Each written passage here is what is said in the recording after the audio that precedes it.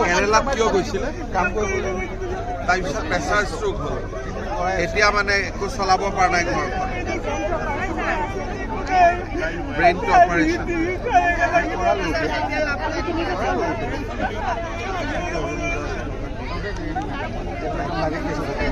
immediately দিলে আৰু মই কিবা এটা মই কিবা এটা পঠাই দিছোঁ বাবা নাই এতিয়া মই তোক এটা কাম কৰোঁ বাবা একদিন গুৱাহাটীত যাব লাগিব কেৰেলাৰ কোন হস্পিটেলত অপাৰেশ্যন কৰিব এক মিনিট তই এটা কাম কৰ কালি মা তই কালি এক্ষেত্ৰত ডিচি অফিচত লৈ যাবি লৈ গৈ গোটেই কথাখিনি তই অভিজিতৰ লগতো পাতিবি এটা হ'ল চিকিৎসাজনিত এটা হ'ল আৰ্থিক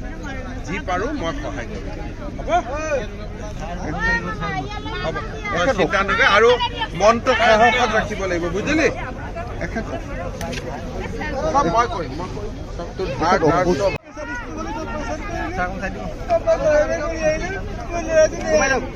কেৰেলাত কিয় গৈছিলে কাম কৰিবলৈ তাৰপিছত প্ৰেছাৰ ষ্ট্ৰোক হ'ল এতিয়া মানে একো চলাব পৰা নাই ঘৰখন ব্ৰেইনটো অপাৰেশ্যন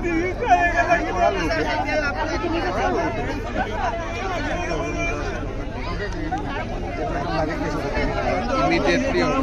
দিলে আৰু মই কিবা এটা মই কিবা এটা পঠাই দিছোঁ বাবা নাই এতিয়া মই তোক এটা কাম কৰোঁ বাবা একদিন গুৱাহাটীত যাব লাগিব কেৰেলাৰ কোন হস্পিটেলত অপাৰেশ্যন কৰিব এক মিনিট তই এটা কাম কৰ কালি মা তই কালি এক্ষেত্ৰত ডিচি অফিচত লৈ যাবি লৈ গৈ গোটেই কথাখিনি তই অভিজিতৰ লগতো পাতিবি এটা হ'ল চিকিৎসাজনিত এটা হ'ল আৰ্থিক